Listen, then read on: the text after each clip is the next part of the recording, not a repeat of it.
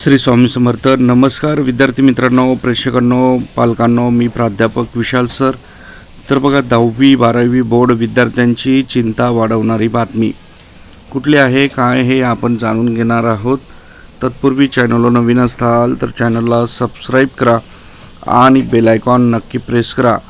अधिक माहितीसाठी गुगलवर समाचारकट्टा.com या वेबसाईटला सर्च करा. आमच्या लेटेस्ट अपडेटसाठी व्हॉट्सअप ग्रुपला जॉईन करा. तर बघा, बोर्ड विद्यार्थ्यांची चिंता वाढवणारी बातमी. त्याआधी तुम्ही नाना फाउंडेशन ॲप डाउनलोड केलं नसेल तर फटाफट नाना फाउंडेशन ॲप डाउनलोड करा. त्या ठिकाणी तुम्हाला सर्व 10वी 12वीचे IMP प्रश्न मिळतील. आता कमी दिवस शिल्लक राहिलेले आहेत, तर फटाफट नाना फाउंडेशन ॲप डाउनलोड करा किंवा दिलेल्या नंबरवर संपर्क करा. तर बघूयात की चिंता वाढवणारी बातमी.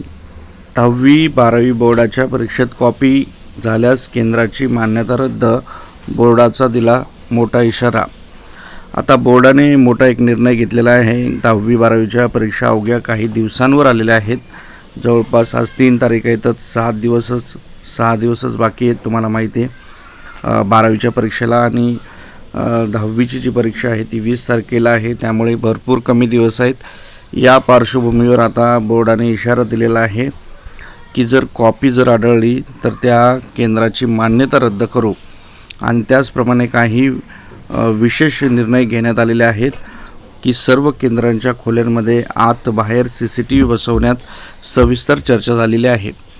मंडळाचे अध्यक्ष डॉक्टर सुभाष बोरसे, सचिव मोहन दिसले यांच्या उपस्थितीत ही बैठक पार पडलेली आहे.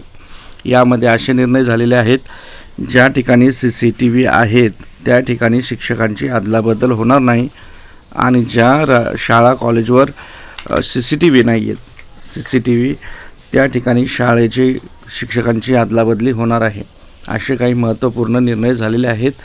तर आपल्याला काय वाटतं कमेंटमध्ये नक्की कमेंट करा आणि दिलेल्या नंबरवर लवकर संपर्क करा, कारण त्या ठिकाणी तुम्हाला सर्व 10वी 12वीचे IMP प्रश्न मिळणार आहेत. आणि त्याचप्रमाणे आता एक महत्त्वपूर्ण निर्णय असा घेण्यात आलेला आहे, 10वी 12वीचे जे विद्यार्थ्यांचं परीक्षा शुल्क आहे ते माफ करण्यात आलेलं होतं. जे राज्यात ज्या ठिकाणी अतिवृष्टी आणि आपत्ती झाली होती त्या ठिकाणीतील विद्यार्थ्यांचे परीक्षा शुल्क माफ करण्यात आलेले आहे. दुसरी गोष्ट, एका परीक्षेला फक्त 200 उत्तरपत्रिका चेक करण्यास मिळतील, आणि त्याच्यावरील जो मॉडरेटर असतो म्हणजेच नियामकच त्याला 1000 उत्तरपत्रिका तपासण्यासाठी चर्चा देण्यात आलेली आहे. सातत्याने परीक्षक म्हणून काम करणाऱ्या शिक्षकांऐवजी आतापर्यंत हे काम न केलेल्या नवीन शिक्षकांना देखील संधी देण्याचा विचार करत आहेत. अशा प्रकारची माहिती आपल्याला मिळत आहे. तर वेळोवेळी अपडेटसाठी चॅनलशी कनेक्ट राहा.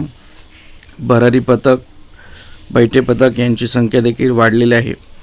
त्याचप्रमाणे पर्यवेक्षक मानधन वाढ याबाबत देखील प्रस्ताव मांडण्यात होता. 53 वर्षावरील शिक्षकांना जरा प्राधान्य देण्यात येईल. परीक्षक म्हणून त्यांना जराशी सवलत देण्यात येणार आहे. तर अशा प्रकारच्या काही गोष्टी घडलेल्या आहेत. आपल्याला काय वाटतं या बोर्डाच्या निर्णयांविषयी कमेंटमध्ये कमेंट करा, आणि व्हिडिओ आवडल्यास नक्की लाईक करा. परत भेटूयात नवीन अपडेटसोबत. काळजी घ्या. स्वामी समर्थ.